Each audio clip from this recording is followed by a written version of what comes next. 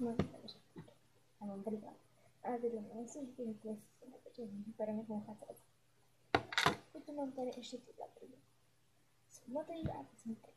Požívej to myslet. Ale budu to přesně takhle provokovat. Nasadím si ty, co opravdu nosím a jsem to nějak nevěděla. Sice se teď ztratím, ale udělám to jenom kvůli tobě, jo?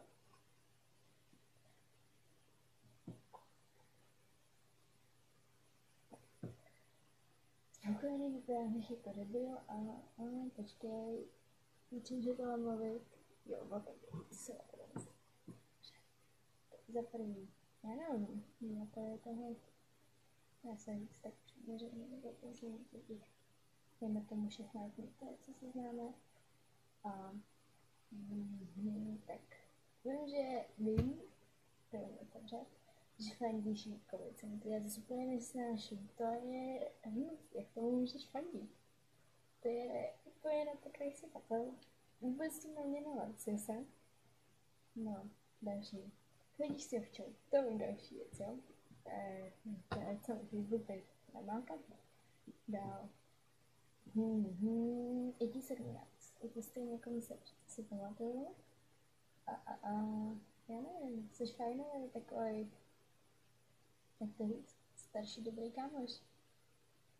A prostě fajn, ty si o sobě myslíš, že se ztratíš, ale pocení se, náhodou ti to šlo a to video vidím jenom já, kdyby to udělal celý svět, neřeknu. Takhle jsem to jednou stalo, že jsem to tak strapnila, ale je to v pohodě. No ještě 9 minut. A vůbec to neubejhá. No dobře. Co dál? No to bude. Ty brděle. No se nemůžu vzpomínat. Jo! Máš sourozence, ale vím, že počkej. Podívám. To je taková záchrana. Že máš 2 ségry, starší, ty jich nejmladší, nebo máš možná mladší bratru na ségru, teď nevím, jo. Mě to nevěděl, že nebyla. Máš rád fotbal a hokej a rád bruslačky. Ještě něco. Ty 8 minut, to vůbec to neubejhá. Mě trestáš tímhletím, já se zblázním. Tak já nevím. Takový divný. Co ta kniha, co jsem ti povídala ven. Nechala jsem tu stránku, kde to je napsané. Celkom je z toho blbě a nezavicení, ale moc fajn.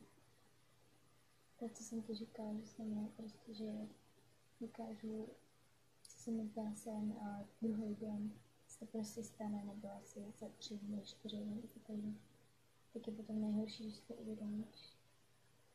To jako vidím, jako není to někdy je to nejhorší, někdy je to dobrý. A stejně, jak je to takový divný pocit, že prostě víš, že se to stalo. Spoustu. Že bylo často nový. Nebo aspoň tak ne. A z mě to máš, ještě dlouho to mě to v té době. Ne, na to si zapomenout. Už je 7 minut, jo? 7 minut. Dobře. Celá to je strašně těžký. Vím, že neznáš Pardubice. Furt si na mě lezeš, Pardubice jsou nejlepší. Je to hovno. Pardubice jsou prostě nejlepší. A pardon, z toho Wi-Fi. Sklepla, každý sklepe. Ty vole, to bylo zase teda prostě něco se takovýho. Špinavě. Myslím, že se zblázní. Bylo úplně divně, ale já to takhle pročítala a prostě mi bylo strašně divně z toho.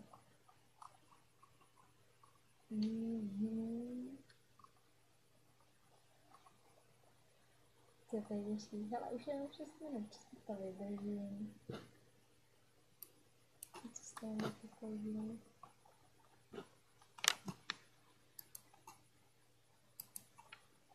Čekej, já jsem se na něco vzpomněl.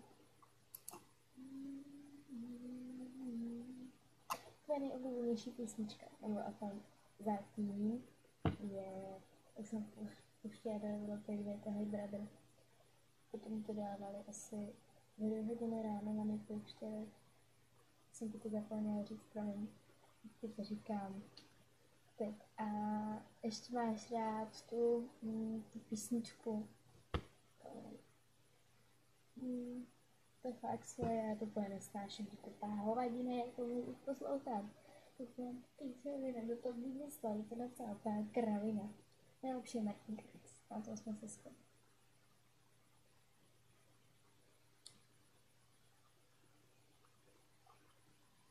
Tak já nevím, už jenom 5 minut, zpívám 5 minut, to je dobrý.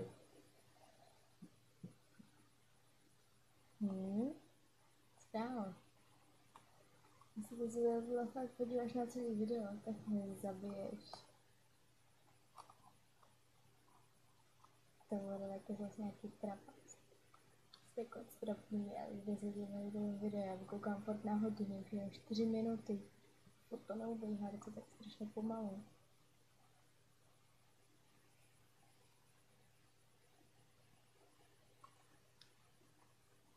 Mě stejně dostali.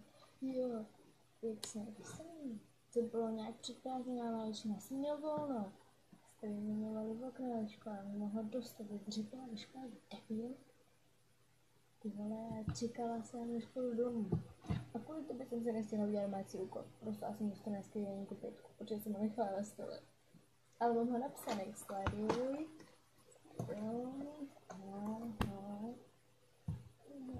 Čtvrtenže. Tady to bude.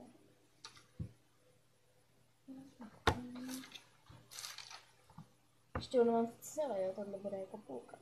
Tady to začíná, tu stránku, tady to končí. Jo, a kdybych neviděla, jak ty knížky jsem četla. No, hotovo. Tak to je tahle. Tahle. A tohle. Já vím, co to bych ale já čtu rada takové. Tak se nediv potom, že jsem normální člověk. Jo. Jedna připomínka, že se nebavíš, nebo cokoliv jiného. Strašně praštěný člověk. Děkuji za video. To je jenom 3 minuty. 3 minuty a 3 minutách. Se dá ještě stihnout věcí, ale mě to jsem se napila. Uzvonu mluvit. Uzvonu natáčím. To je blbý. Musím na to myslet potom. Ale je pravda, že když si s tebou píšu, tak mám takový odlehčující pocit, že prostě si píšu s člověkem, který prostě ví, chápe, skoro mě celý známý pro mě. Protože jsem buddhistka, to nějak nebere jako potaz, že to bylo něco peněžného. Strašně se mě natkne, už jenom to, jak jsme se začali bavit.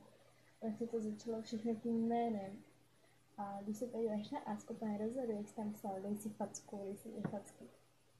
Tak já jsem to fakt udělala. Udělala jsem to. Ale nedotočím. Budu zpravat nebudu. Udělala jsem to. Tak co by jsem pro tebe neudělala, že jo? Přesně. Teď mám minutu a 7 sekund. Když to je těžký, to by něco říct. To je takový divný pocit. Když vím, že to dejme tomu 5 minut uvidíš, jak já vyvedala hlavu, co ti mám říct. A že tam sama nevím. Vůbec jsem se nepřipravovala.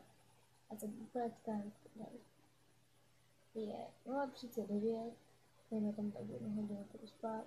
Po té doby, co se píšu s tebou nahoru, chodím